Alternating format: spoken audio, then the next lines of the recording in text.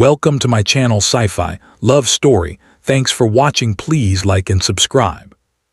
Ethan Hale had been walking for 6 hours without rest. His boots were wet, his coat was torn, his right shoulder hurt every time he moved, but he did not stop. On this planet, stopping was dangerous. The city of Karan Station never slept, and it never forgave weakness.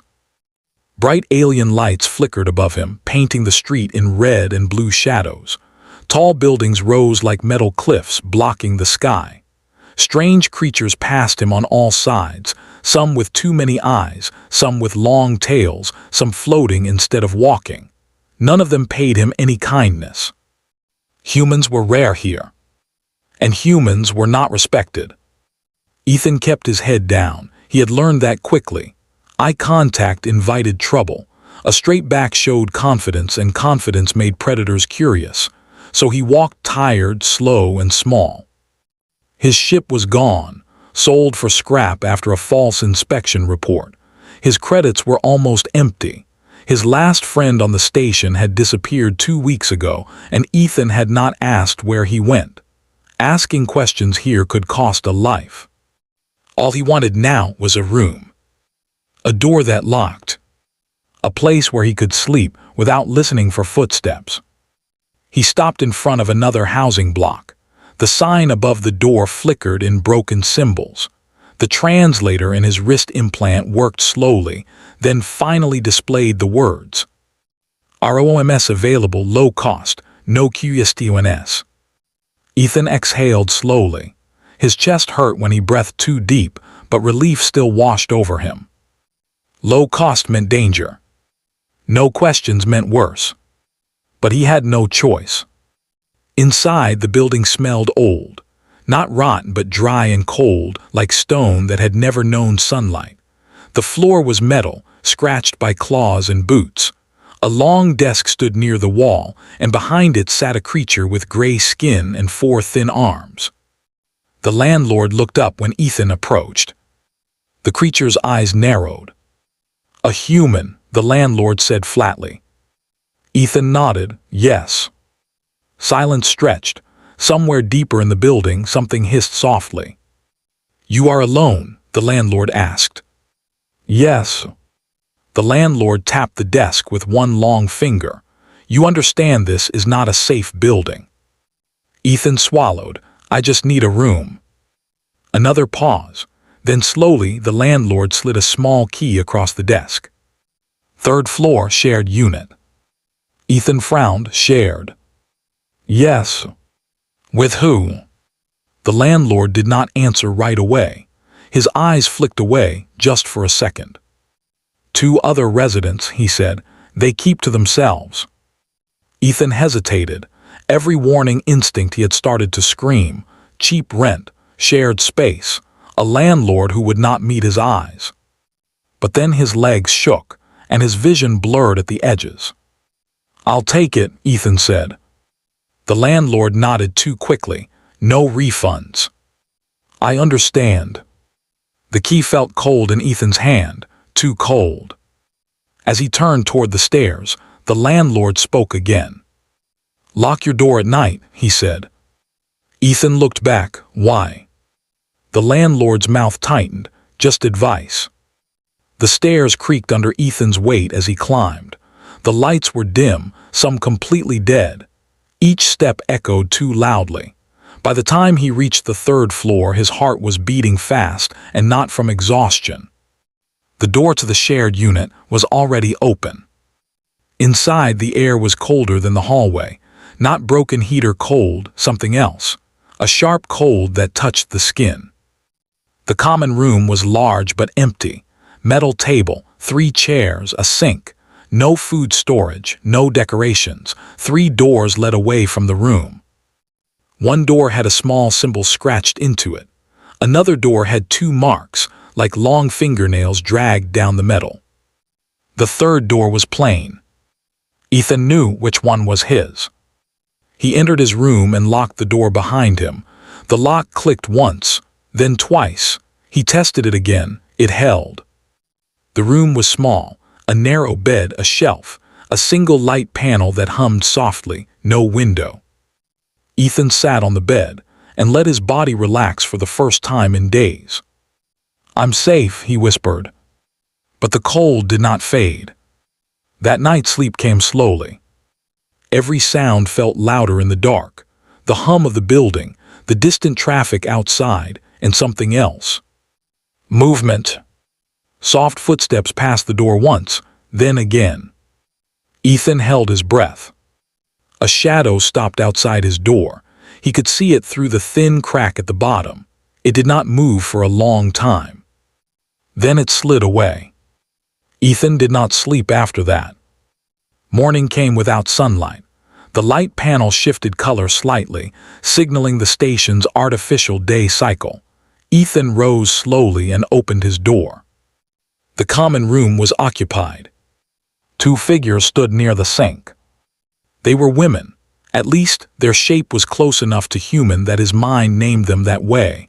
Tall and slender, pale skin that reflected the light instead of absorbing it.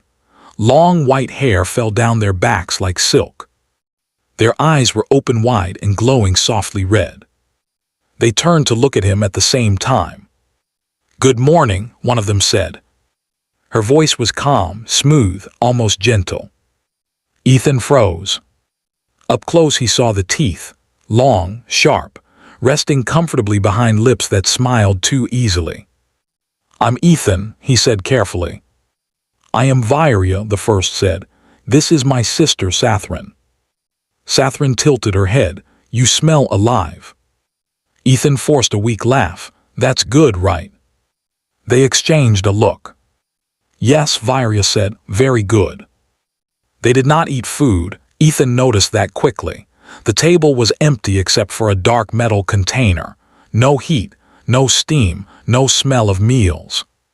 "What do you eat?" Ethan asked, trying to sound casual. Sathrin smiled wider. "We drink." Ethan nodded slowly. "Right."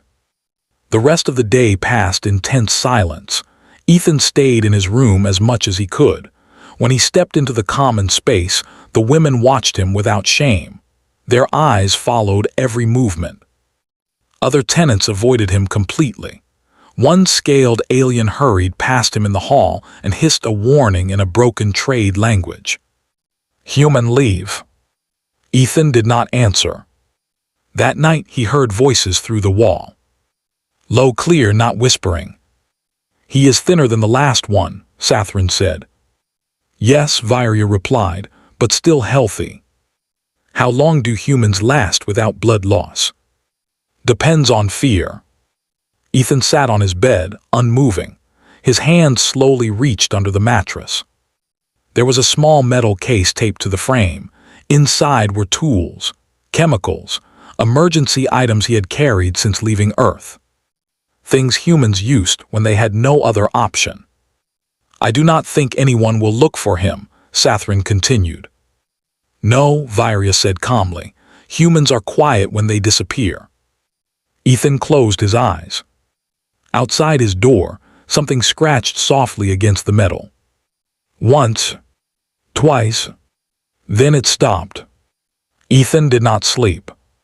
He sat on the edge of his bed, his back straight, his feet flat on the cold floor. His eyes stayed open, fixed on the door. His breathing was slow and controlled, just like his father had taught him long ago back on Earth. Fear wasted energy, panic made mistakes. And mistakes got people killed. Outside his room, the building hummed softly. Pipes clicked. Air moved through vents. Somewhere far away, something screamed, then went quiet. Karin Station never cared who lived or died.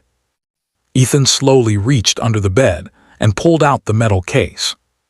It was small, scratched, old. He opened it without sound.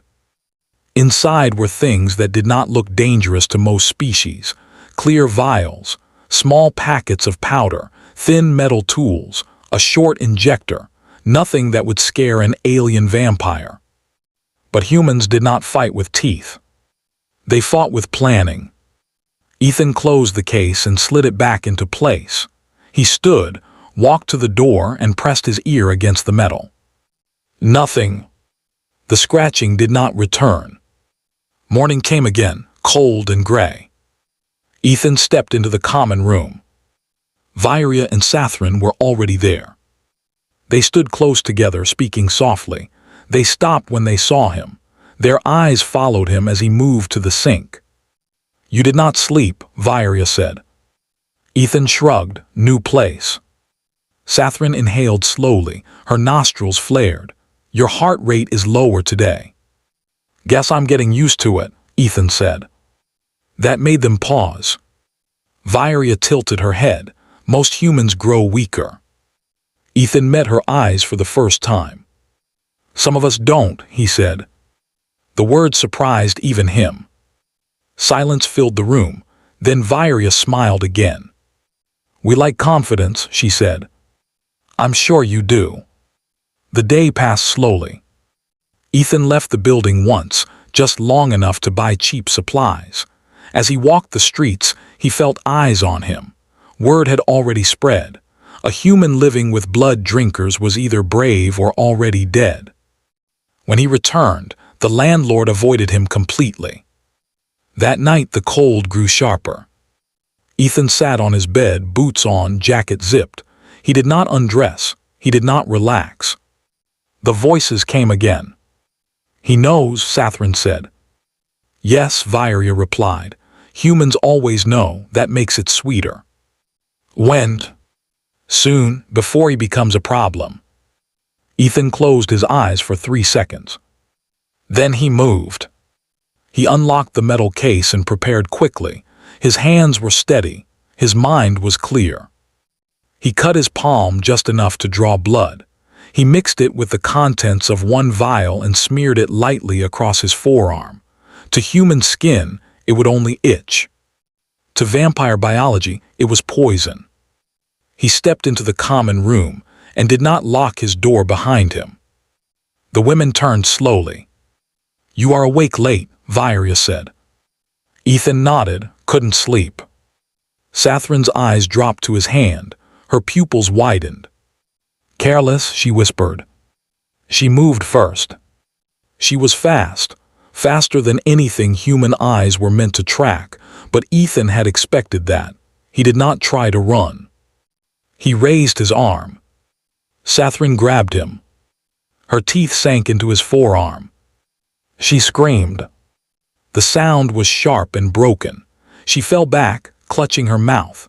Dark blood spilled between her fingers as her skin began to discolor. "What did you do?" Vairia hissed. Ethan stepped back calmly. "Human blood," he said, breathing hard, "isn't food for everyone." Vairia lunged. Ethan threw the packet at her face. It burst into a cloud. She inhaled once. Then she collapsed. The room filled with the smell of metal and ozone. Vairia convulsed on the floor, her body shaking violently. Sathrin tried to crawl away, her movements slow and weak. Ethan stood over them, shaking now, the fear finally breaking through. "You picked the wrong species," he said quietly. Sathrin looked up at him, eyes full of something new. "Fear." "You are prey," she whispered. Ethan picked up a metal chair. "Not tonight." The fight ended quickly after that. Too quickly. Silence returned to the room. Ethan leaned against the wall, sliding down until he sat on the floor. His arm burned. His heart felt like it would tear itself apart, but he was alive. Alive. Hours later, the landlord arrived with security. They stopped at the doorway. No one stepped inside. They saw the bodies. They saw Ethan. No one spoke. The report was filed quietly. No charges. No questions. By morning, the building felt different. Tenants avoided Ethan's door. Aliens who once stared now looked away. The landlord raised the rent for everyone else but not for him. Messages spread through Karan Station. Human survived vampire nest. Human killed apex predators alone. Human blood classified hazardous. On a distant terminal, a database updated. Species human. Threat level revised. Ethan cleaned the room. He threw away the metal case. He no longer needed it. His hands stopped shaking by the time he finished. That night he slept. The cold was gone. For the first time since leaving Earth, Ethan felt something close to peace. And somewhere in the dark corners of the galaxy, predators learned a new rule. Humans do not die quietly. End